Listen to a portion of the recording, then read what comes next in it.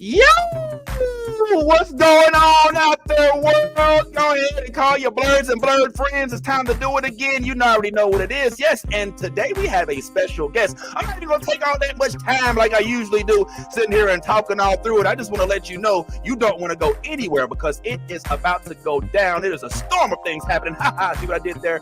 And you are joined by me, obviously, none other than the one and only, the real Vince Taylor. Hallelujah. What's happening, Blurred Man himself? We in the building. I am joined by none other than the one and only Tiffy Star Child. What's happening, Tiffy? And yo, guess what, Tiffy?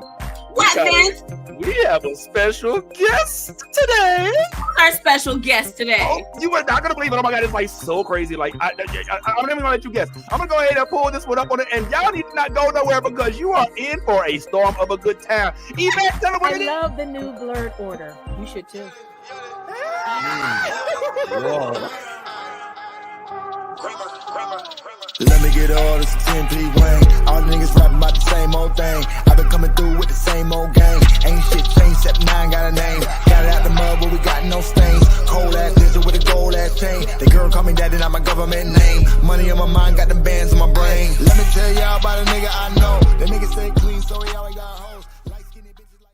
All right, sometimes I wish we could change the intro song, but it is what it is. Listen, I am delighted to not only introduce you to somebody that we've met and that we are so in love with, but somebody who voices one of the most impactful characters of our history and time when it comes to X-Men. And let me tell you something, this ain't just something that she does. She does a whole bunch of stuff. We're talking about somebody with a long resume, talent that reaches beyond just voice acting. But I do want to not take any more time. Without further ado, I would like y'all to help me welcome to our platform, from hopefully not the last time, the one and only actress that plays the voice of Storm. Please help me welcome the one and only Alison Smith, aka Storm. What's Wow. Wow. What an intro. Oh my goodness gracious. Can we live up to the hype? Oh, please. Effortlessly. Oh, And Vince, I am very proud of you. 1 minute, 24 seconds. I timed it.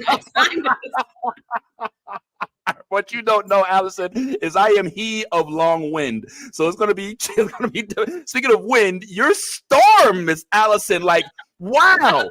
I mean, does that ever sink in? Like, do you wake up in the morning and say, I'm Storm? Like, what's going on? Like, how does it work with you? No, I don't. I mean, actually, that's what is so weirdly wonderful this time around is that we're tapped into all of the hype because I did Storm. I've been doing Storm now for 30 years. And we did Storm back in the 90s, and it was just another gig. Nobody knew how it was going over. Nobody knew if this was a big thing, a small thing. We would get these a couple of years after, we would get these little inklings that, maybe this was something big, this was something hype. I lived out in Scarborough, which is sort of inner city suburbia, and if a kid found out that I was the voice of Storm, they would go absolutely ballistic, and you would go, okay. Okay, seems to be a cool tune. All right. And I tell this story about one time I was on a film set doing, a small role in some movie or the other, and the word got around that the actress who plays the voice of Storm was on the set. And I watched these hardened IATSE crew dudes. I mean, these are dudes who have seen it all, been there, done that, have absolutely no special love for performers who are all pampered children as far as they're concerned. And I watch men drop cable, drop lights, drop trolleys, drop everything, and just come on over. They're yelling for each other. Hey, Sam, look who we got on set. Yo, Rico, come over here. You got to see this thing. And I'm going, the hell is going on? And it was all about X-Men and Storm. Now, of course, we've got a whole different ball game. And Mhm. if you're not whereas last time I think there was too little hype. You had no idea what you were a part of. You just didn't get the import, the resonance too much. And now this time it's almost on the other end of the scale. Mhm. It's like a little too much because I'll tell you, the other day I fell down the rabbit hole and I'm sitting on my phone where I sit a lot, and I'm is everything okay there Oh, sorry, technically? sorry. Yeah.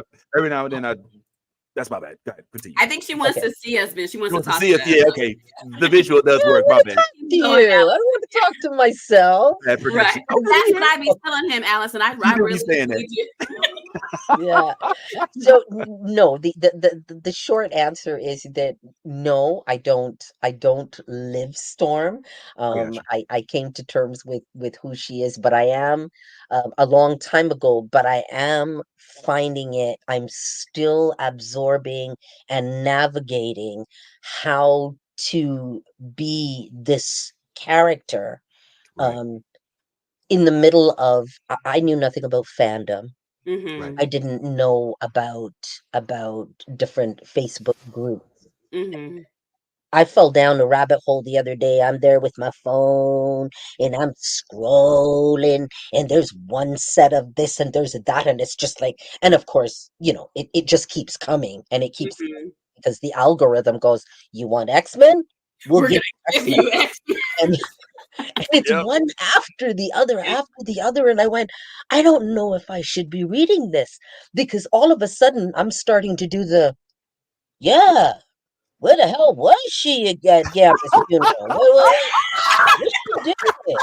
And how come she didn't do this? Well, I don't know.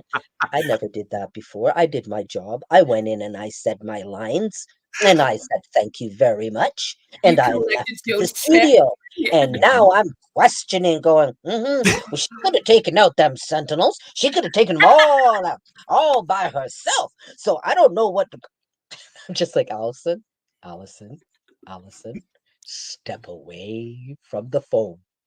Step away Put from the the phone phone. down. Put it down. Put it down. Because you still got to go back and do your job the next time they call you into the studio, so you don't be getting all lost in all of this stuff. But it It is. It's really on the one hand, there is a much deeper, richer appreciation of who she is, what the show means. Mhm. And on the other hand, there's this trap. And I'm just really, really glad actually that I'm the age that I am, that Mm. I've had the experience Mhm. that I've had the career behind me that I've had, Mhm. so that I don't, you know, get totally sucked into the wormhole of what it means to be in something that is that iconic culturally and has been getting all this hype on out there on the Hmm. internet. I personally, I'm down the rabbit hole. I'm at the bottom of the rabbit hole looking up, beckoning other people to come in. That's where He's the my rabbit. role is in the rabbit hole. I'm pulling other people down the rabbit hole. And it's interesting because I actually did have that question for you. And I don't want to get you in trouble because I know you got to go back to the studio and you got to give us more Storm, but it was going to be kind of about the response that your character received at the end of X-Men 97, where some people did feel that maybe we didn't see enough of Storm. I'm of the camp that it being an ensemble piece, we're not going to get big moments from everybody, but we got a lot from Storm this season. We also got to see her be vulnerable in a way that we haven't outside of the comic books and not for a very long time. But then also we got to see her fear. We got to see her express some of her truth as a mutant and I think some very coded things as a Black woman navigating this world. I feel that that's just as important as the big lightning and thunder, especially coming from the perspective as the Black woman, because we're either portrayed one way that's not very, very favorable, or we are the strongest people in the room. We carry the team, everything lies on us. We very rarely get to be vulnerable. So I loved seeing that from Storm this season, understanding that it's not her solo piece, but we got to see something from her that we don't get to see. Do you have any thoughts about that? And just and oh, not the trash guy coming by right now. That is so rude.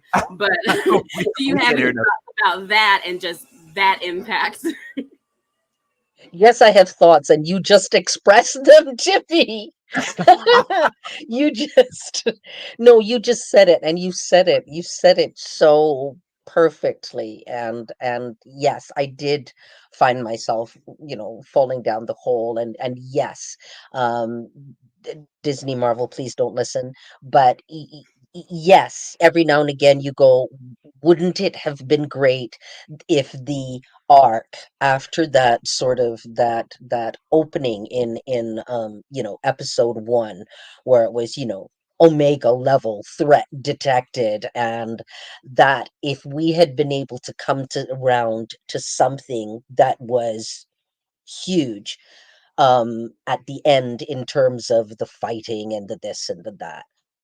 Yes, that thought has uncharitably occurred to me. The beauty of it is that I have a deep, deep trust in this team that Mm. we're working with.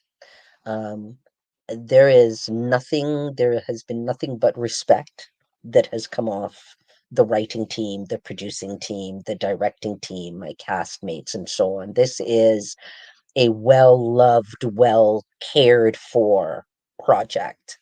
And if they decided to bring Storm in with bells and whistles, but not take her out with bells and whistles, but give her a hellified emotional arc instead in between, then that's what I'll take. And I trust them completely. So yes, the thoughts enter, you know. It would have been it would have been fine. Just blow everybody else away. All you other X-Men, just stand back and watch the goddess do her thing. And when there That's is the right. Storm show, um maybe that will happen. It's But on the it way. was a really compelling, really interesting arc to travel, to play. And I had lots and lots of fun in it, and it demanded certain things of me. And so I'm well satisfied. And we also got season 2 coming, so hey. Which we Ooh. won't ask about because we don't want you to get in trouble. Because we need Nope, her nope, back nope. for all the seasons. That's right. But I'm interested because this season 2 is of X-Men 97, but you originally came in on X-Men 92. You know what I'm saying? This is like as you Yeah. said, like 30 years plus. And as you've discussed, like there's an audition process originally. I think I even saw you at C2E2 where you kind of described how you got a call from the agent and you was like, they was like, look, get down there and audition for this role. And he was like, all right, whatever. I got 2 kids. I'm trying to, I'll be there. You know what I'm saying? You went down there and did it and walked away with the job. But what I found interesting in that answer was that you discussed the fact that you were raising 2 kids. And it sounded like you Yeah. even said alone in that clip. And I think that gets brushed over. Like, could we talk about the complexity of you having to juggle your acting career, you moving from country to country and then landing on this United States based project, but still having to do the parenthood thing, still having kids at home, still having to kind of juggle that? Like, what's that like? You know what I'm saying? Oh, it was hard. It was hard for a while. I mean, I'm originally from Barbados, Right, right, and right. growing Agent. up in the 70s with, solid middle class conservative Bajan parents, you Oh, didn't even say out loud that you wanted to be an actor Mm. mm, professionally, right? Everybody would have humored me if I'd said, obviously my personality was such that, acting, performing made sense, but nobody would have been surprised if I'd done that as a hobby. But the fact that I wanted to do this as a living was not something that anybody was used to. And then so I came up to Canada, and my whole career was in Canada, because although okay. X-Men was a US based show, every single actor in X-Men the animated series was a Canadian actor, and we were all based in Toronto, all of us. Mhm. Okay. And at the time that that happened, now oh, it was rough at first. It was rough, I tell you. I remember Talk to us, please. my oldest had it harder than my younger one did, because of course when the oldest was around, there was nothing. Mom was getting one gig here and one gig there. I remember this poor child. I remember us having to walk home in the snow because I didn't have the token to go on the subway that day. I Mm. just didn't have it. So her little 5-year-old legs had to get up that hill in the snow. And I remember Mm. we were playing some game, and I was talking about, the polar bears are behind us. Keep going, girl. Oh. Keep Oh, going. wow. Bears Okay. are gonna get us. And it was this whole thing. And then, things started getting better and better. And I was lucky. The gigs started happening. I moved from doing all of this. I did a lot of theater for social change. Uh, Mhm.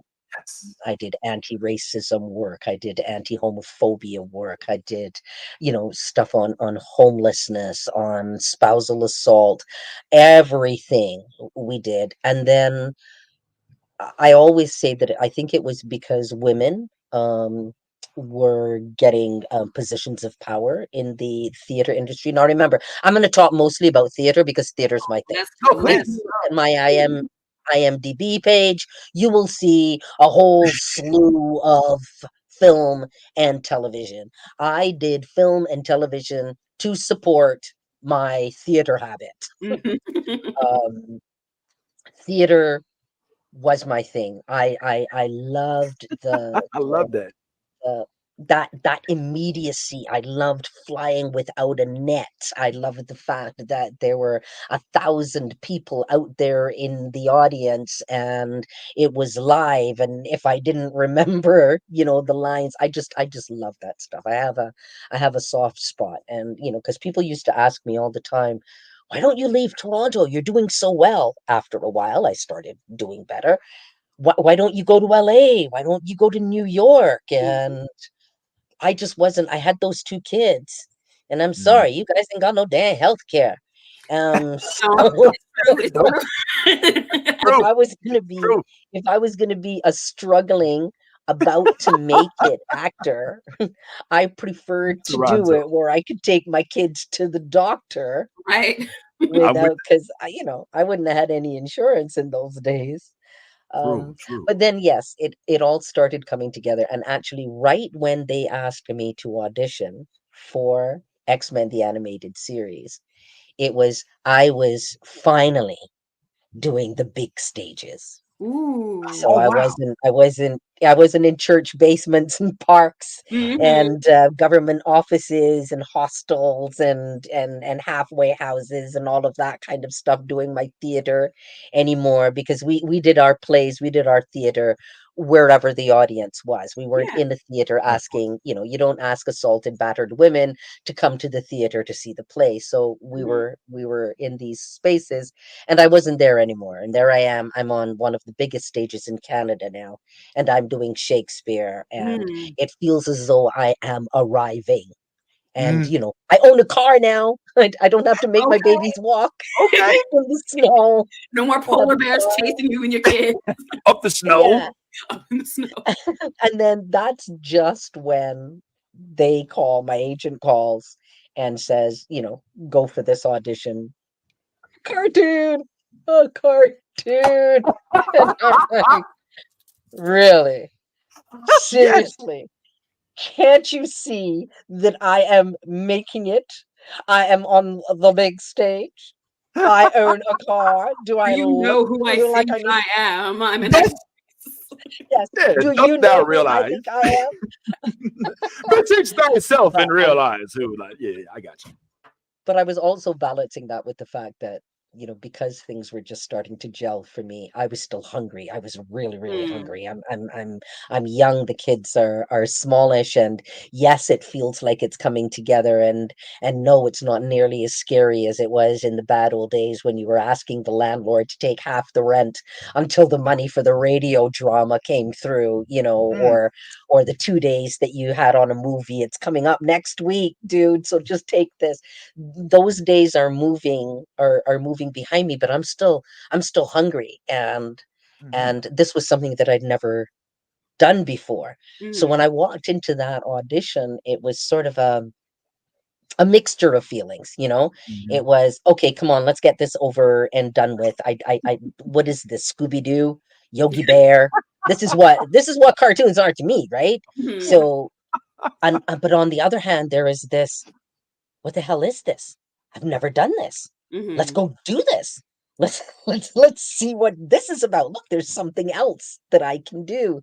And yeah, so it was really, it was interesting, and they called it Project X. But the truth is that if they had told me, I don't know if you guys know any Caribbean people, and I don't know if you know Bajans, Yes, we know, but baby. traditionally we're very conservative, right? So my old man wouldn't even allow comic books in the house. Yeah, yeah. So, if we were going to be reading, we were told, get a The book, Bible. Oh wow. right? Probably We're the book not of doing comic, Ecclesiastes or Genesis or something like that. something. So, even if they had said, instead of calling it Project X, even if they'd said X-Men, even if they'd called out all the names of the X-Men, if they'd told me, yeah, you go in an audition for Storm on the X-Men, I would have been like, who? You're right. What? Right, right. All right. How much you Why? pay? What? Yeah. What is What's this? the They're gonna salary? pay me when I do this voice?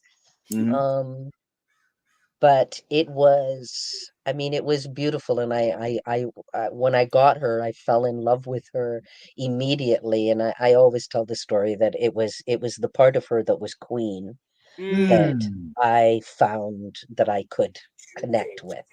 And I can't remember all the other descriptors that they used of who this person was and how they contextualized this character. I just know that something in what they said made me go, oh, Mm. she's a queen. I can do that. I can do that. That's not a problem. That's not a problem. Um, and I just reveled in the power of her, because there just there simply aren't that many roles for Black women Okay. where we have that level of power. Mhm. And I loved it. Can I say thank you for that response? Can I say you saying specifically that there was something about the way that they described Storm to you, that, oh, she's a queen, and I see that. I'm a Disney girl. So growing up in the 90s, I had the Disney princesses, and those were my everything. But and I did not know how to articulate this or what it really meant as a child. I just knew that the princesses did not look like me.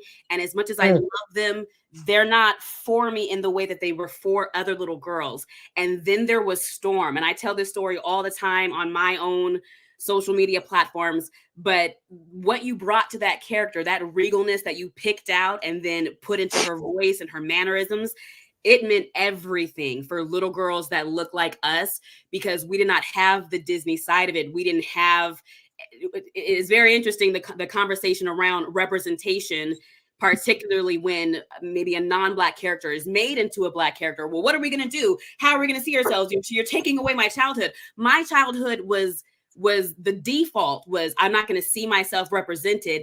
Get in where yeah. you fit in. And then there was Storm and everything that she is. So I just wanted to jump in and tell you your way of thinking, what you brought to that character, so much impact. And I know that you must hear it from us all the time. I want to be able to tell you directly what that meant to me and how that shaped me as a person.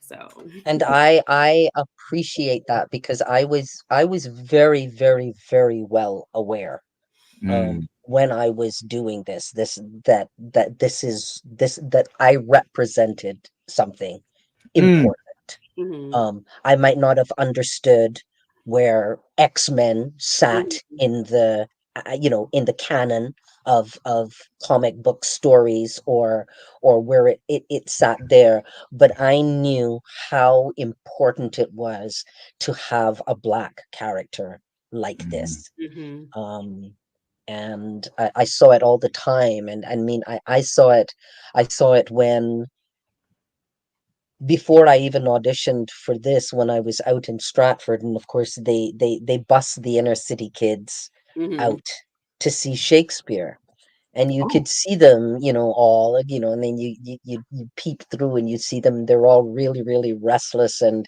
at that point, there's nearly 1,000 kids out there, and most of them are black, or some people of color, kids of color. Mhm. And when I made my entrance as Hippolyta, Ooh. the place went silent, because again, it's the same thing. It's a woman with power, and the Mhm. way that the director had directed it, it was amazing. Everything stops when I crossed the stage. I was crossing in 5-inch heels at the Oh. time, on a really, really bumpy set, and all I could concentrate on was not falling down. But when I made my exit and the entire place erupted, Mm. I knew, and I wasn't being egotistical. That had nothing to do with what Billy Shakespeare wrote. Mhm. That Mm. had to do with the fact that these kids had just seen a queen Mhm. Mm. cross the stage, and it looked like them. Yes. And she was, and so I was very well aware of what that meant. Wow. And I've been proud, really, really proud, and honored to wear that mantle, And because from what I hear, representation is so important. Representation is so important. Oh, it is the you're most important. and what I'm hearing is so that you're just used to playing a queen, being a queen. You just didn't Oh yeah, was that Midsummer Night's Dream fairy queen over there as well. yes, She's like, I yes. was born to be a queen. I'm Allison. What's up? That's what I got from that. Just I'm loving it. I'm Yeah. loving it. Allison, I'm wondering, because it sounds like in that experience, you saw firsthand the impact of not only your ability to act and embody these characters, but your voice, like the voice that you brought to Storm, because you don't just talk like any old average, you know what I'm saying? Like you speak majestically with that Barbados voice that we know Storm comes to the stage with. When they say bring in the forecast, oh, you bring in the forecast. You know what I'm saying? So Yeah. I'm wondering, like, the audition process. I'm really curious about it. Like, as you were in front of those kids that came in from the inner city, you're also in front of those same kids in front of the television set. So when you get the Yes. audition, does it say, okay, this is a black woman with a majestic voice, we need you to read it like this? Or does it just have words on a script and you make of it what you think it should be? Like, what's the coaching process when it comes to establishing the actual voice of Storm? That first audition, I walked in with nothing. So what I gave them was, now remember that the writing in both iterations of this is top notch. So if you're an actor with a certain kind of sensibility, then what you do is you tailor your delivery to fit the speech that you're given. Obviously, if you walk in and somebody's talking, "Yo, girl, sup?" That's that's one thing, If somebody is saying, "Winds blow, lightning," then when you see that on the page, those aren't toss-offs. mm-hmm. This Right. is not casual conversation. This has gravitas. This has, when she announces before she does her stuff, it's almost like an incantation. Mm-hmm. Yes. That's why I always find it really, really compelling, of course, because they don't, as far as I know, as far as I remember, we don't talk about it a whole lot in the animated series or in X-Men 97, but she comes from a long line of blue-eyed, white-haired witches. Yes. Yes. Witches. magic, Yes. not Yes. just superpowers, not Mhm. just magic. Beyond being a mutant, Storm has her own ancestral magic. Yes. Thank you. Yes. And I don't know, again, it's one of those, I don't play things when I make discoveries about the character. It's not like you go into the studio and you play it. You Mhm. don't suddenly go, "Oh my God, she's really a witch." And so and it changes what you do. It is just that's part of what goes in there. And you can tell from the writing that these things that she said, they're almost magical incantations. You Mhm. know, the the the the witches in Macbeth, are doing this, and cauldron boil and cauldron, and she is going, I call on the sands. And to me, there was only one way that you could sort of do that. There was a way that you could convey the majesty. There was a way that not just majesty, not just regal, but the idea that she is connecting to something that is older than she is, Mhm. that she's calling on ancestors Mhm. when Ooh, she does this. just gave me And chills. she that that is something, and that's unique for us, and that was something that I felt almost instinctively Mm. from the very, very beginning. Um, and I mean, and it also helps that I'm from the Caribbean, and we tend to be pretty presentational, and even our theater is sort of very, very out there. It's not, yeah, I call our style of performing presentational versus that sort of navel gazing individuality. Um, Characters on stage in Caribbean plays tend to be archetypes rather than individuals. And Mm. so I knew this archetype. I knew this archetype of the powerful woman who could Mm, call on her ancestors, Mm. who Mm. could weave magic. And so all of that sort of found its way in. And you do it off instinct.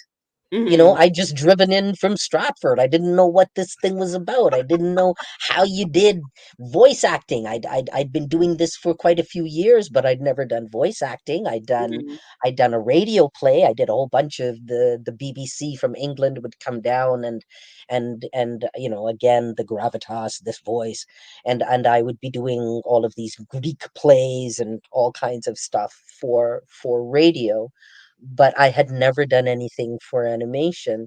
Um, but you tap into instincts, and mhm. and when you've got good instincts as an actor, and you're presented with really good storytelling Mhm. and some kick-ass writing, Woo! then you just trust it and go with it. Follow up. Did the script actually say this is a black character, or was that left up for interpretation? No, I'm pretty sure that I knew going in that this was a black. I can't remember all of the Mhm. details. Okay. Um, I think we saw a drawing. I think we might have Okay. been Okay. shown a drawing, but I'm not sure. I mean, the whole process was so new for me. I remember the first day that I walked into the studio because, again, I'm youngish. I'm in my 30s, and I'm kind of cocky because I'm making it now. I'm an actor. So As I you just knew how As this you was going to should go be. down, and I was ready to meet all my fellow actors, and we were going to get this good vibe going, and like I said, I'd done this radio drama, and with the radio drama, there would be a few of us in the studio at the same time. But what I didn't realize was, because I was out in Stratford at the time and I only had one day off. We Mm. worked 6 days a week, Mm, Wow. and I have one day off. So the only time that they can record me is on Mondays. Mm. So when I walked into the studio, I'm looking for all of these colleagues of mine that I'm gonna meet, and I'm gonna get the team, and we're gonna just be vibing off each other, and it's gonna be good. There was nobody there. Oh no. There was a studio, and there was a microphone, and mm, there was a music stand with a script Mm. on it.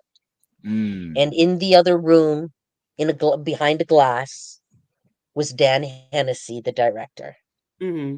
And I'm waiting. I'm still stunned because I'm a theater person. We work as a team. Right. You Right, get right, on right, right, that right. stage and it's a symbiotic relationship, Yeah. and I'm completely dependent on the energy that people are giving me. I mean, it changes the show, you know? Right. It's like up on stage and I'm going, "Ooh, Tiffy's off tonight. I gotta find where her energy Tiffy is and and Abraham off on the her stage now. Wait a minute. whatever it is." But it's between me and you in the Hmm. scene, right? And nothing, Hmm. nothing. So it really is, you do have to go off of instinct. You do have to trust what's on the page. You do have to find your energy all by yourself. I can't come in on a bad day and wait for my colleagues to be really kicking it and I'm going, "Oh Lord, Lord, they kicking it today. I better I better keep up." There's there's um, there's none of that. There's so it's a really interesting way to do things, and I'm just lucky that my instincts tend to be good, and I'm even more lucky that it's I happen to be part of great storytelling Mm. and good dialogue, and that helps. I don't think you Well, just happen to be. I think you earned it. But anyway, Tiffy, please. well, I mean, so is it the same process now where you are very isolated from the rest of the cast when it comes to recording? And as a little follow-up question to that, you had to do some acting against yourself when you played the adversary. So you had someone there completely in your head. What was that experience like? Great question. Well, yes, to answer the first part, yes, we're still alone.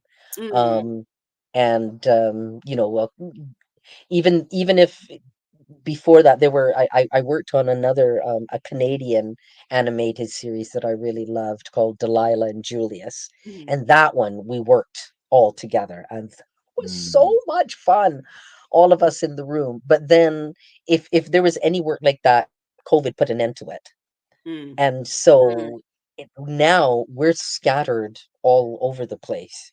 So not only is it that, because at least before it was all of us, we were all in Toronto, and so maybe we didn't all work together, but we were all in in the same city, and some people mhm, managed to work together. I was the odd person out because I had this mhm, job 6 days a week, and it was 2 hours outside of Toronto. But now, yes, it's very isolated work.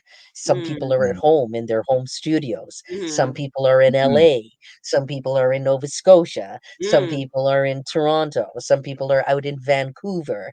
So it's yes, it is still, it's very isolated, but now it's much more par for the course. This mhm, is what everybody expects now. mhm. Whereas when I did it in the 90s, it was a shock for Yeah. me Right. to walk into that studio, and it was just the microphone and the script. Now that's what you expect. Mhm. Mm. Uh, did she And then answer your the question? follow-up, oh, absolutely, she did. And then the follow-up doing the voice of the adversary, because and then I was Yes. stunned learning that you also did that voice, because I could have sworn it was you and somebody else going back and forth in the and girl, it was just Well, you. the Talent. good thing is, although I would have loved the acting challenge because I love a challenge, but it wasn't like I was in the studio doing adversary line, storm line, Mhm, adversary line, storm line. mhm, So I went in and I did adversary. mhm, And that was first. That was almost before I did anything else. I did mm, adversary. And so adversary had a life all of her own. mhm, Um, and then quite a long time after that, I went in and recorded the storm section of that same mhm. episode.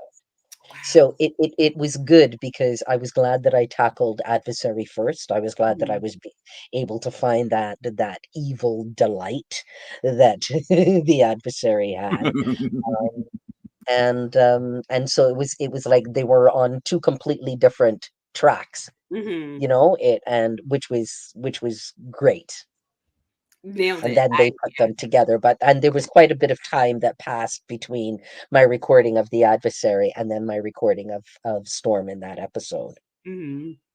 Speaking of, I'm sorry, Tiffy. No, I'm still. I mean, yeah, wow, right? I just learned something. You know what I'm saying? So shout out to you for putting us on. But since it's a long time, it's also been a long time since you did the original project. And so at some point in time, word must have started getting out that, hey, there's this possibility that they may be revitalizing. When do you get the official word that you're coming back? You know what I'm saying? That X-Men 97 is now official. It's not just a rumor. This is actually happening. And how do you react to that? Are you in the middle of a project? Do you have to quit? Do you have to be like, oh, okay, let me, or is it also the same thing as you first started? But like, okay, well, cartoon character, it's been 31. I don't even know if people are still into it. Like, what goes through your mind when you learn about it?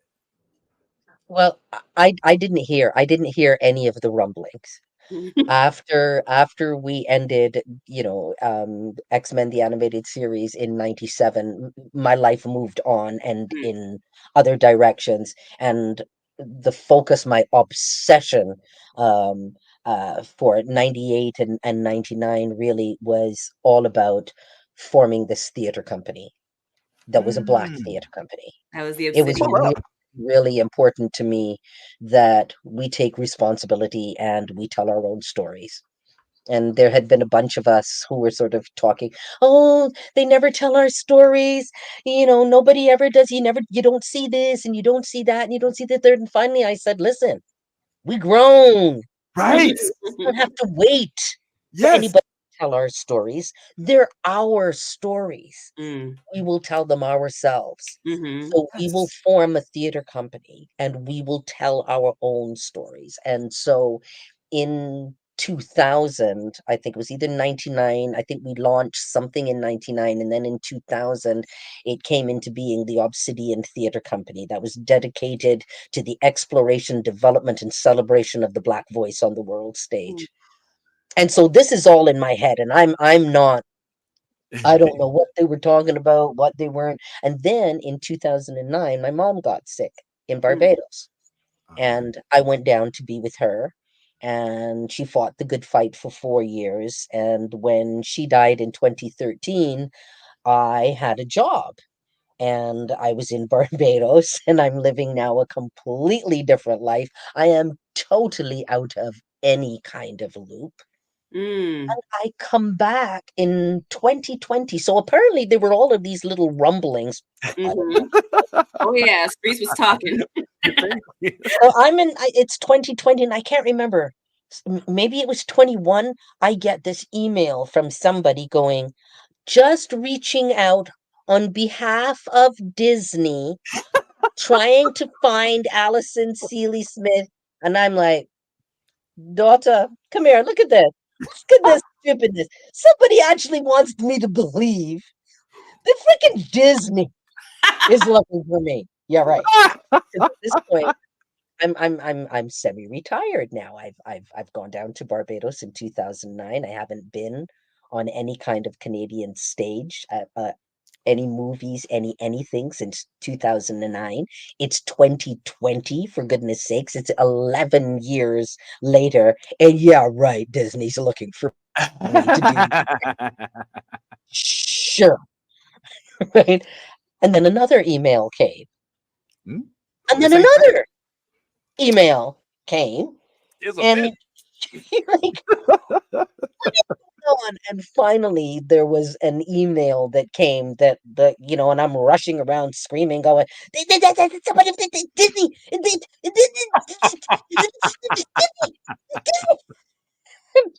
and my daughter, because I live with my daughter out in the country in Ontario now, and she's like, Mom, you want to just calm down a bit? And I'm like, yeah.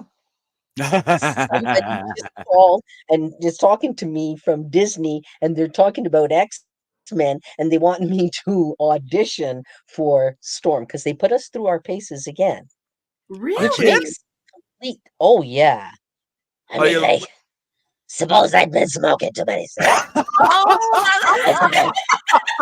Smoke when they put me on. I summon the winds. Blow winds. No. Please. So they do. They have to check and they have to see where we're at, right? They have to see where the voice is that we haven't our living has not totally destroyed where we are. And I mean, I was terrified because I don't audition anymore. Mm. Auditioning it's an art in and of itself, and it's a terrifying experience, and you're putting your everything out there, and you often don't get the roles. I mean, I'd spent an entire career getting used to this idea of putting myself out there and nobody wanting me, and putting myself out there and nobody wanting me, and needing the job so badly because I've got to pay the rent or the mortgage and you're not getting it. So to audition all over again was scary. I Yeah. Mhm. didn't know if I could do it. I hadn't done it in so long, and I looked at the lines, and it was all really familiar, and all I could do was just go out there, go out there. It was all on Zoom. Um, and just do what I've always done, which is, trust the lines, Mm. trust myself, Mm. trust my instincts, and do it. And when I opened my mouth for the audition, I felt her. I felt her inside, and all I could think to myself was, I don't know if you want me or not, but I know I still got it. Okay. Okay. If you don't want what I got, that's your business. But I still got it. I know that's And so right. I remember I closed that audition because the worst auditions are the ones where you leave and you go, oh no, Yeah. oh Mhm. no, I should have. But if I just, Yeah. why Yeah. did I, and you want to run back inside Yeah. or Yeah. whatever and tell them, please, please let me do that again because Mhm. I know how to do it. And I do remember laying down that audition for them and going, well, that's how I know Storm. That's what I got. And Mm. it feels to me like I still got it, but so much, if it's one thing that you learn being in this business, is sometimes being good is not enough. Mm. Mm. Mhm. Especially for Mhm. us. For real. It's just not. I mean, you can go into, especially the theater is different. The theater really is about talent and sort of being there. But film and television it's so much about what you look like and who you're going to be Mhm. acting with, and Mhm. you can go in there and put your heart and soul and come out and know that you did a damn good audition Yeah. and not get it because you're 2 inches too short Right. Mhm. or whatever it is. Or the lead actress really wants her best friend to come do it, so she's Yeah. Yeah. whatever. Politics. But I did feel good at the end of that one, and it was a long wait to Mm. find out.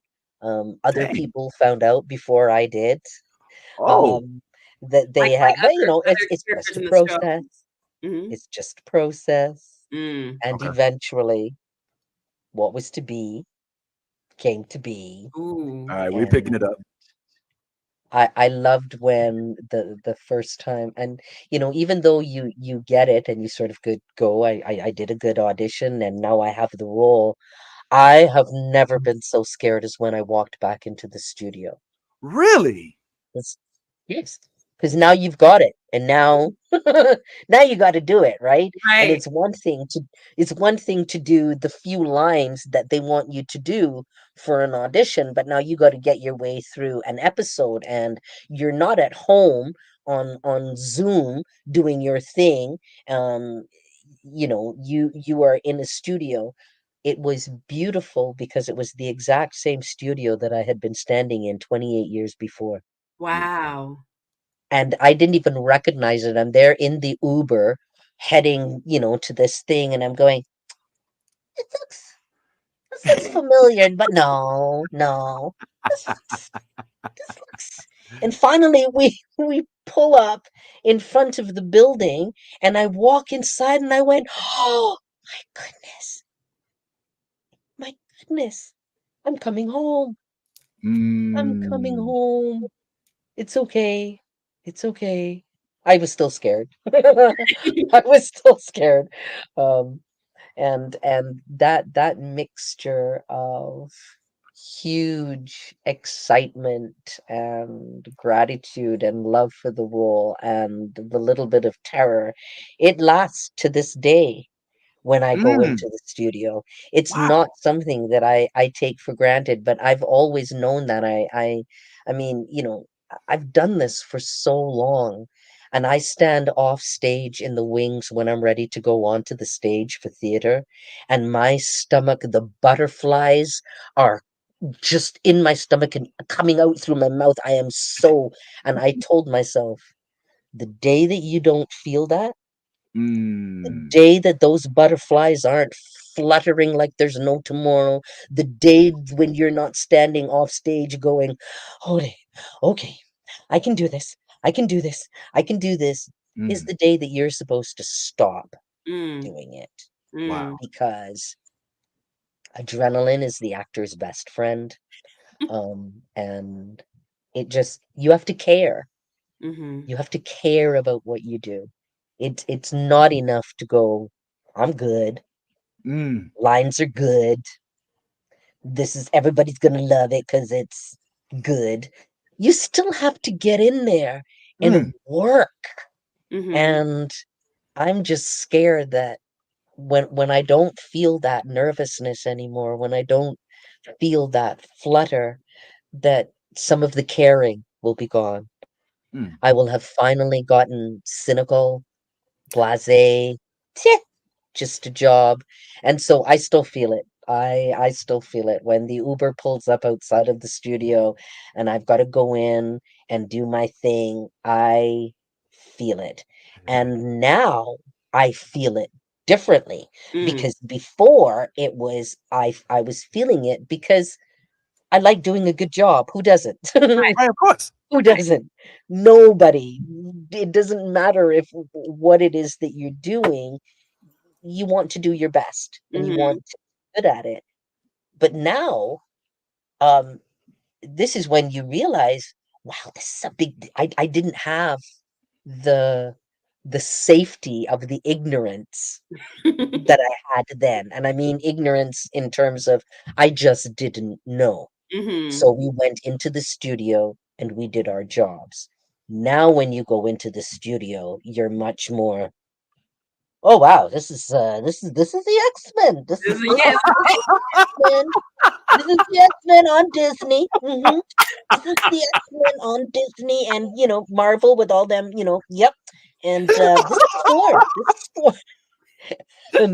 And so it's really cool. And I talk about this a little bit because I'm much more aware Mm, of what it Mm. is that this means, and that can make you scared. mhm, But I balance that off with the fact that I'm the age that I am, and I got the years behind me that I do, and I Mm. trust myself a lot more than I used to. mm, Mm. And I don't, I'm not as hungry anymore. I don't have anything to prove. I don't have mm. to prove to a soul that a little black girl from Barbados has a right to be out here. I done proved it, Let's did go. it, Mhm. did it. So when I walk into that studio, there's a part of me that's going, "Oh boy, oh boy, this is Storm. This is Storm in the X-Men. X-Men 97 is Disney. Oh boy, oh boy." And the other one's going, "Just stop it. You got this. You've Mm. done Ooh. it. Love You it. are this. Just just open your mouth and do your job." And so it's an interesting, beautiful, tense balance between those two things. And I'm just really happy. And and one of the big perks of this is meeting people like you. Mm. Like, Oh, let me put this up here. I I was so good at holding back these tears until now. You No, better stop, man, because you know I what am I'm saying? What you're tired. gonna do right now. we didn't know we were alone telling our story in a little studio, You made Tiffany. hoping that this story was going to reach people. And now I sit here with people like you, and we talk about what this means to people who look like us. Hmm. And it is it is a very, very cool thing, and it is the thing that I'm most grateful for is to be able to share like this, and to know that this is a community that I'm part of, that it's Hmm. I'm not just an actor doing a Mm-mm. Mm. job in a pretty cool role, that there's this whole community of people, and I get to see them and I get to talk to them. I There gotta was say, oh, go ahead, oh, Tiffany. I'm sorry. I think I attended a X-Men fandom panel probably back in 2021 at San Diego Comic-Con, and Lenore was on that panel. I think she was the only voice actor on the panel, but that was one of the things that she had expressed. And for the audience that doesn't know, that y'all would receive tons and tons of fan mail and all of these things from children like me, but they didn't tell y'all about it. They didn't tell you anything about the impact you were having or the fans that you had. So y'all really had no idea. And then suddenly here we are as adults. We're just like, "Ugh, Mom, like, we were waiting for you." And so, Yes, yes.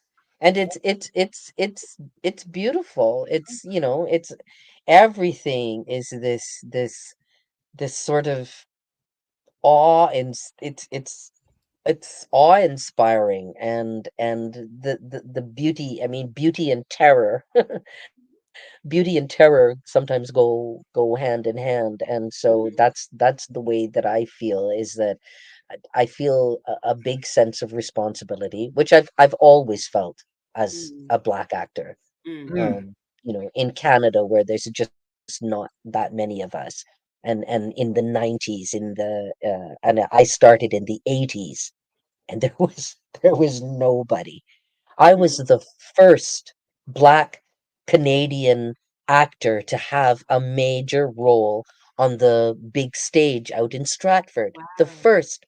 I was the first Black actress to have a principal ongoing role in a Mm, Canadian television series. mm-hmm. Mm. So it's been wonderful to watch it change.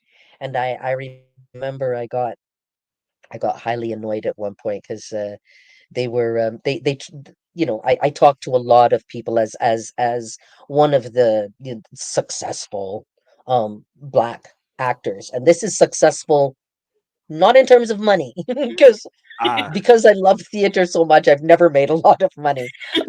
If I Mm. wanted to do that, I should have left Toronto a long time ago and gone to LA. But that wasn't what I was in it for. Um, anyway, but yeah, I've kind of lost my train of thought, but I it has always been really important to know that you are a representative of something. And I've always felt a deep-seated sense of responsibility. Um, um, and now it's just magnified Mm. 1,000 times.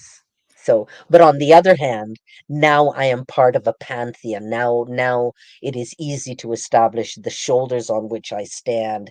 And we're not alone. We're surrounded. And oh yes, when I got highly annoyed Oh, was when I was talking to a bunch of kids they were at the National Theatre School in Canada, mm-hmm. and they were all complaining. And they were like, "Oh, nothing has changed like since the 60s, and we can't get these roles, and we can't get these." Sweetheart, sweetheart.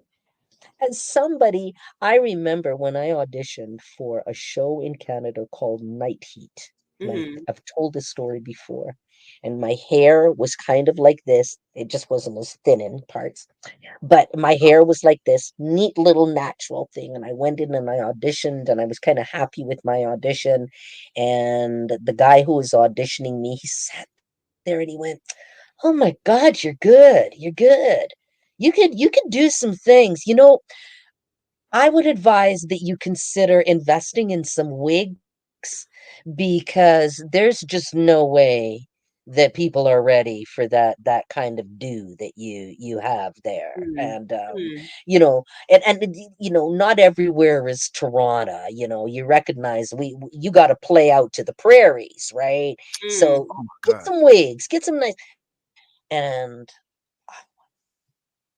so I had to tell the kids, we have gone in the span of my professional career from where somebody was telling me to invest in wigs so mhm, that I could Mm. play something on Night Heat, to mhm, where I played a judge on a mm. show with dreads. With dreads. Come Oh my, on.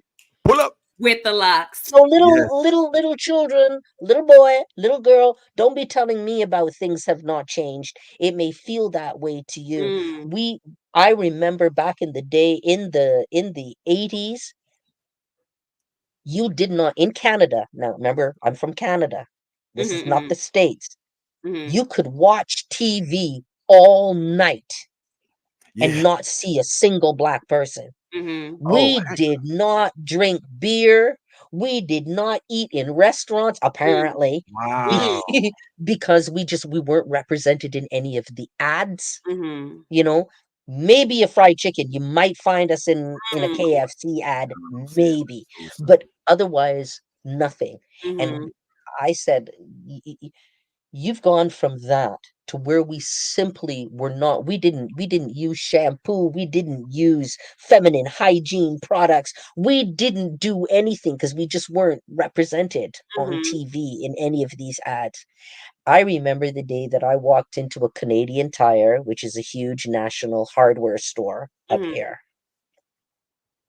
and I saw this banner, and it was in the seasonal section, and the banner was a dad and his kid fishing mhm, because they were trying to sell their seasonal stuff. That's where you went to get your stuff. And they were both black.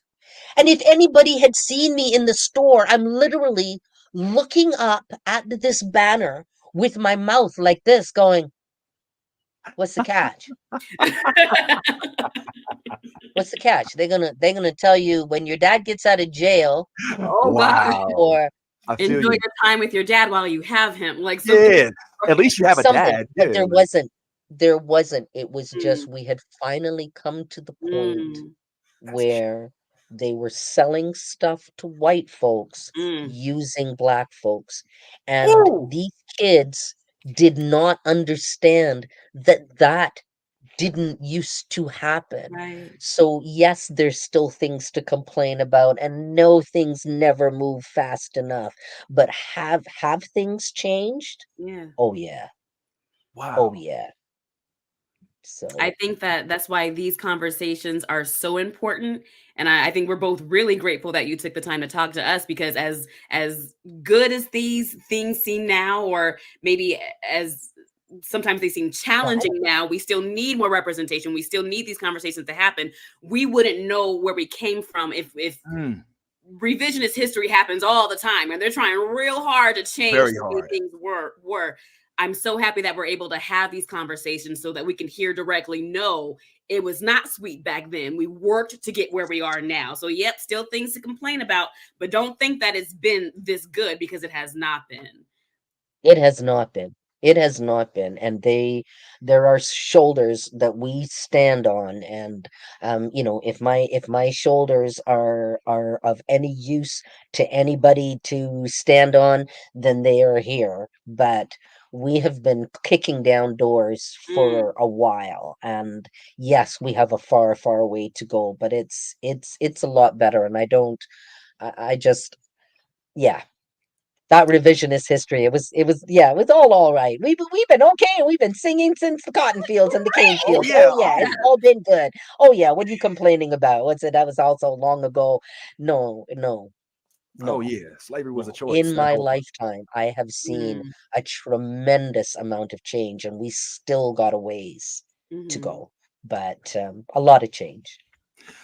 Curious about one thing, real quick. You mentioned when you went back, and condolences for your mother. I know, even no matter how long it is, it can always have an impact. Afterwards, you say you worked at a job. Was that an acting job, or was it a different, a non-traditional type of, a different type of job?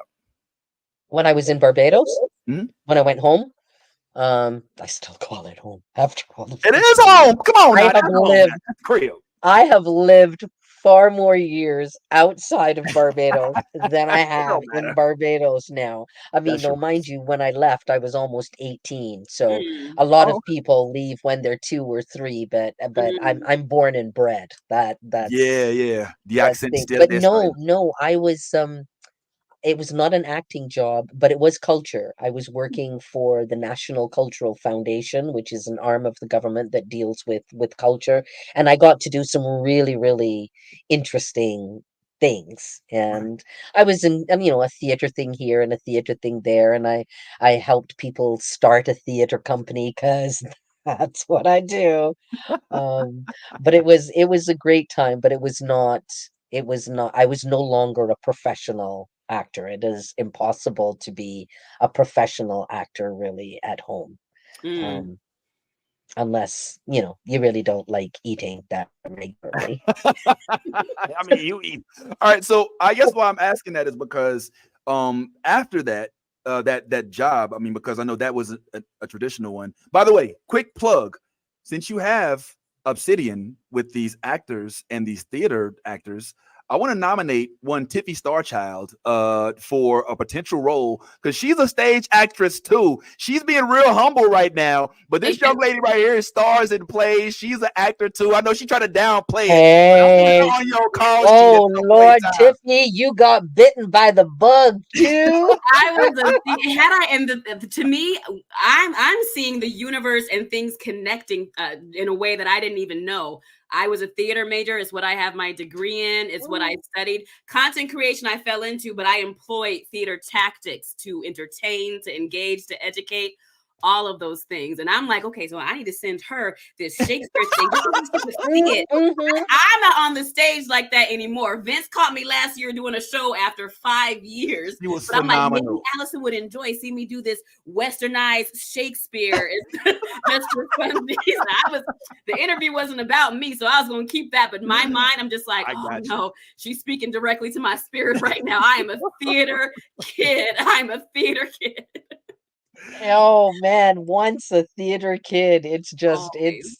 we're strange animals. And Yes. the last the very last profession, because when I came back up, um because I call myself still semi-retired. But it was so gratifying because that theater company that I was the founding artistic director of turned around and gave me a job when I Wow. came back up here. And the last thing I What? did was, you should look it up, Tiffy. Alicia Harris's Is God Is. Is God is. Friend can write some stuff. She's a youngish American, Black American playwright. Mhm. And we don't always do, well, my focus when I was there was a lot of new Canadian work, but it was gratifying to do Is God Is. And Mm. so yeah, that was quite something. So take a look at that one. Put I that one absolutely on. will. You told me to, and that will become my new hyper Yeah. fixation. So And Allison, now I get to live this life. It's can I tell you a little bit about my life when I'm not being stormed? please, please. So please. I live on, so I'm a real island girl, right? So Boy, there's Barbados, my tiny little island in the middle of the Atlantic Ocean. But now I'm on Manitoulin Island, which is a bigger island in Lake Huron Mm. in oh, mid Ontario. And I live down a dirt track on 100 acres in the middle of nowhere, not a street light. There's no fast food. There's no malls. There's no anything. We just got two big arse woolly pigs. And I did say woolly pigs She They're said ours. yes, Go ahead. they're woolly pigs. So I live on a farmstead with my daughter and her husband and my two grandchildren, and we have bees and chickens and ducks and these two big arse I woolly Woolly pigs. And sometimes, as somebody said the other day, oh, if people only knew, how different this is from what you do as Storm. And I went, why is it that different? Storm's so in tune with nature. Come on now. And I stand out there at sometimes at night, and there is where the blackness is like palpable. You feel as though you could mm, reach out into the dark and just break a piece off, and because they're no, and the stars are so bright, and I go, this is where I belong, and this is where Storm belongs. This Ooh. is exactly where a weather witch, where the mistress of the elements would go to when she is not, kicking the hell out of some sentinels. She would be out here, you Wake it know. up because were it not for Charles Xavier, and this is just me going off, she'd been out there in nature where she wanted to be. But I digress. Da, da, da, da. had to get that in. Oh, you know Actually, what? We should talk about Tiffy at some point. We're not going to do it now because, my goodness, yeah, we got it. we're Oh yeah, talking all that time for. Yeah, we about to Listen, head out. listen. I gotta go. But Yes. we got to talk about the hair. We got to talk about the hair. Oh, please. The other day, Thank you so much. one of the holes that I fell down was this conversation Mm, going back and forth about Storm's hair and mhm, whether it should have been more natural or mm. not. So it's Please. just kind of interesting. But we ain't talking about it now because But you gotta Oh, go. I've You been gotta talking go. forever. But I'm ready. time is I'm ready done. to jump in that. I don't know if All you right, saw yeah, my videos on that, but I'm ready to talk about that at any place, yeah. time, wherever. Well, Church, the grocery store, a funeral. I'm ready to go. Talk about that. could you at least tell us which you prefer? Did you prefer the straight or the mohawk? Which one is your? If you had to rock one of these hairs, which one would you take? Oh, I don't know. I love them. I love them both. So, I really do love them both. And as somebody who doesn't play around with their hair too much, my hair has either been short like this, or for many years there I had long dreadlocks. I grew my own dreads, and I had dreads for the longest time. But I do envy women, the ones that I look at and go, "Oh my God, look at your hair. It's so different." And then you see them the next week and, "Oh my God, look at me." So I guess in an ideal world, she'd just rock both of them. And what you'd do is you'd just raise your arms and you'd use your magical powers. You would change. You'd change your hair. It I would was just change mid-fight. Those sentinels wouldn't know where to find me. They'd be like, oh, because right now I have a bob, and now I have yeah, Bantu knots. You don't know who you're fighting. Like, let's go. like, wasn't I yeah. fighting Frostorm when this started? But now here I am with relaxed dry storm.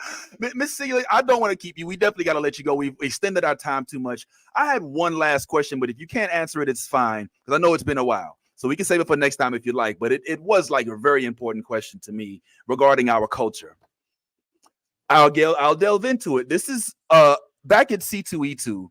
You gave a very vivid vision of what it was like to get here for the first time to the United States. And I just wanted to revisit that on the way out and just talk to us about where you are now versus where you were when you first got here, if it's okay. All right, real quick. Oh, no. I've never lived in the States. No. Okay. So did you go to New Jersey to go to school? She No, everything No. was in Canada. Canada. Oh, my bad. My bad. I Oh, okay, my bad. All right, my bad. I had this wrong. I So have never never lived lived in the in the States. US. I Oh, left Barbados and I came to Canada. And Canada. I went out east to university and then in Toronto. I am coming to the States now to do Comic-Cons and to make appearances. Ah, But well, I'm glad you did. I've never none of my Mm, professional career was ever okay. there. I didn't go to school there or Awesome. anything. I am Barbadian Canadian. Canadian. Okay, well, my apologies for the misinterpretation, but the reaction of your arrival is what kind of had me jarred, and I feel like I'd be doing disservice to the culture if I didn't address this. Please talk to us about this experience. I come from an island that's 95% black, the population. And I went to school in Sackville, New Brunswick, which is a tiny little town in the province of New Brunswick. So I come from this space where I feel pretty empowered. This is who I am. Most of the people around look like me. And then I get into this space and I'm 18 years old and people are asking me where my grass skirt and my spear were. They asked me if my blood was the same color as theirs.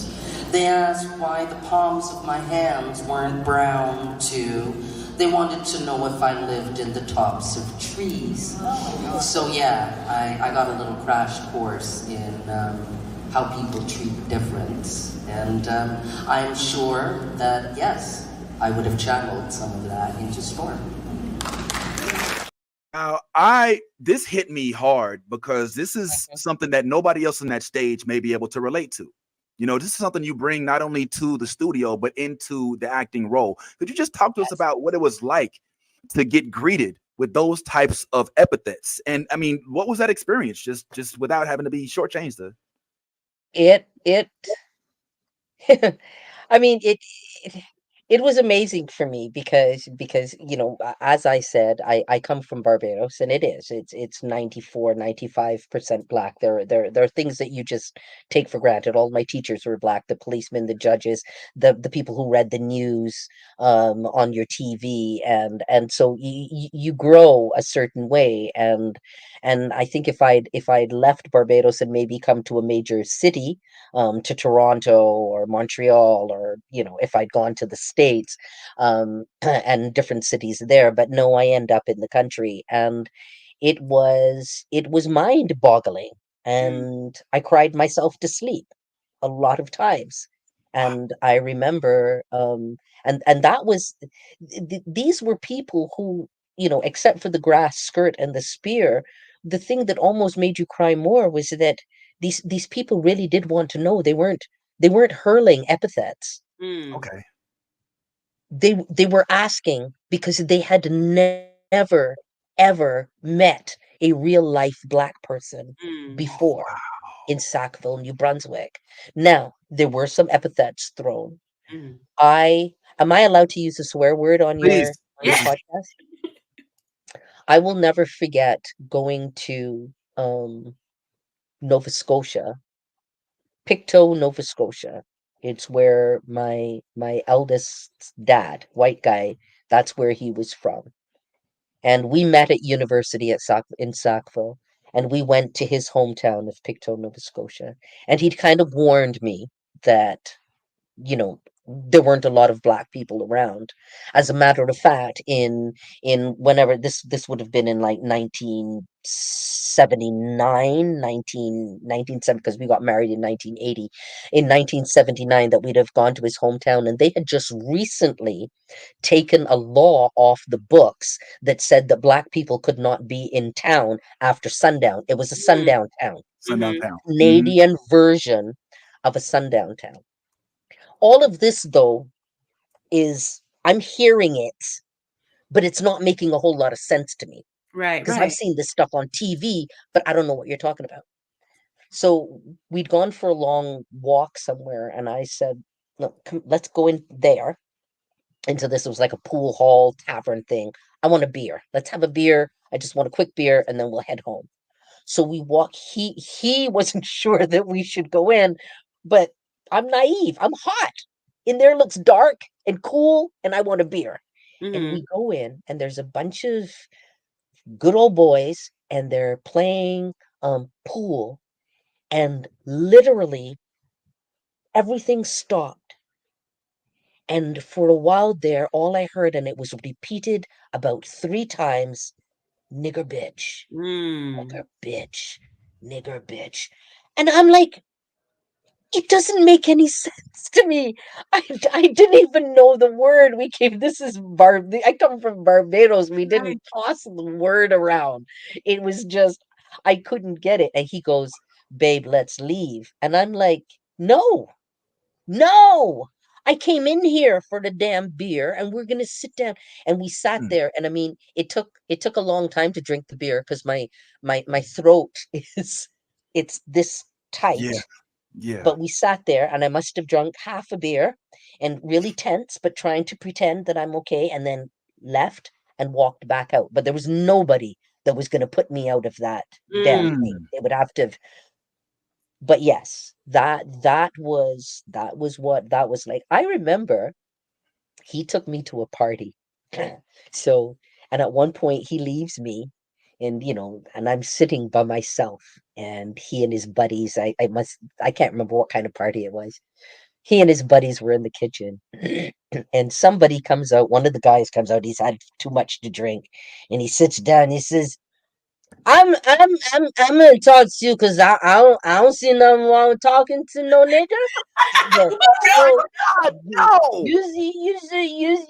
why can't I talk to a nigga? I Bruh.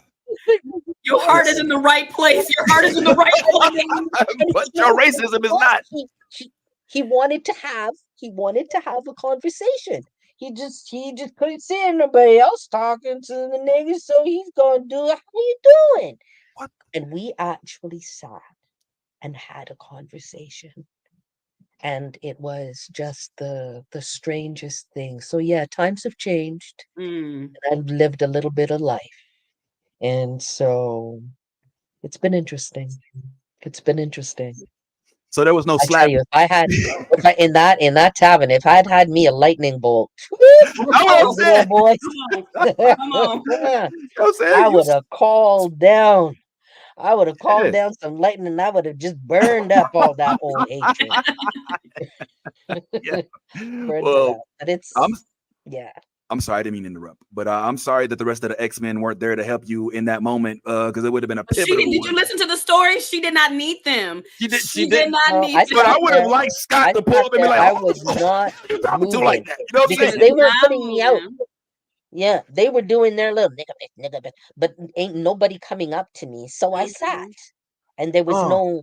It seemed like the last thing that I was gonna do was back up and back out of that place. Right. No, I was gonna drink me my beer or half a beer, however much I got. I think, with that, I think we've learned that she is Storm. She's handling these folks on her own. She don't need nobody. She got it. She's got all these firsts behind her belt. And one of them is she even got Tiffy an emotional response. This has been so phenomenal, guys. Listen, that is Alison, thank you so much for your time, for your experience that you share with us, everything that you gave us today. Oh, well, thank you both. Alison, thank you. both. We cannot thank you enough. We look forward to seeing even more of your projects. We know you're not just Storm. You got a whole lot of other things going on, but we cannot wait to see whatever Miss Alison Sealy Smith has going on next. Thank you again. Well, hopefully I'm going to be at Brooklyn Comic-Con coming up. So I'm going to be in Brooklyn at BK Comic-Con. Then I'm going to be in Soda City at in Charlotte, and then I am going to be where's that one? Oh, in Buffalo. Whoa, close by. Are you So I've got San Diego 3 of them Comic-Con in next year? June. So between New York, I'm in New York State at the top of June and the bottom of June, and in between I'm in North Carolina. Are you going to be at San Diego Comic-Con by any chance? Do you know? Yes, I am. Oh, that's her home con. That's where I live. I'm in I haven't done that one yet, and everybody's telling me, "Oh my gosh, you haven't experienced the con until you see this." And I'm going, that is It's the the Mecca. con. But if you That's need me to it. swing on anybody for you, I promise you, I can make fists with these nails. I'm well It practiced. sounds My like she time don't. in the danger room. I'm ready to go. So you're going to be there, Tiffy? I'm You're going to San be Diego? there. You going, Vince? It's debatable. We'll see. But you know what? Maybe strong, maybe. Okay, good. Well, come look for me. We will definitely come look for you, Miss Smith. We cannot. I'm with Unknown Comics. Okay. I'm not in the celebrity autograph thing. I'm Yeah, down with the vendors with unknown comics. that's So fascinating. I wish we come had more see me. time because you did that at MegaCon too. It's interesting that you're not Yeah. in like the major, whatever that alley is. You got your own little section. I won't keep you no longer, but maybe if we get a chance to speak with you again, we can delve That into would be even good. more stuff. Okay. So Miss Okay. Allison All Sealy Smith, righty. Talk to you thank later. you. This has been a pleasure. Yes, Thank you Miss Smith. so You much. take You have care, a guys. great Thank you evening. so much, Miss Alison Sealy Smith. Everybody, we're gonna go ahead and let her on up out of here so she can enjoy the rest of her time. I am so much more educated on how dope Storm is now that I've had a chance to speak with Miss Smith. What did you take away from that interview, Tiffy? Because there's a lot of gems. I mean, There the is a last lot. part, me up, yo. The Uh, N word.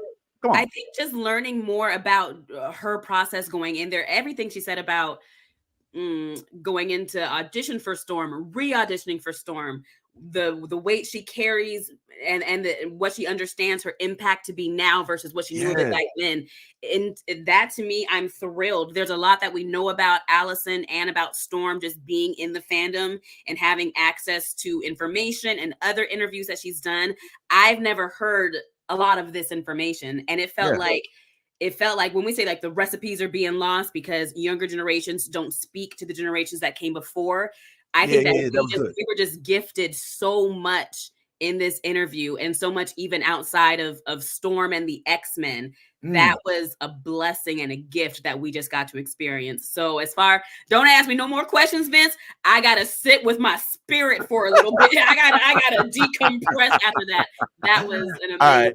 Well, experience. let me say this last part, then I'll go ahead and end this. The thing that I think that was very, very impactful for me was when she had that realization at the Shakespeare play with the kids that were bussed in from the inner cities. And she realized that just because she looked the way that they weren't accustomed to, that she had that impact. And I dare say that was when she realized, like, as Storm, that's the impact she's having on the other side of that screen. So I'm happy that she had that experience. And I'm so happy that Allison was able to join us. We had Storm on TV. So I just want to say thank you all for tuning in. As always, want you to continue to be your authentic self, because if you ain't being yourself, guess what? You being fake, homeboy, and ain't no honor in that. And in all things, for me, Tiffy, and everybody else associated with us, if you a geek, go ahead, let that geek flag fly. We on the way out. No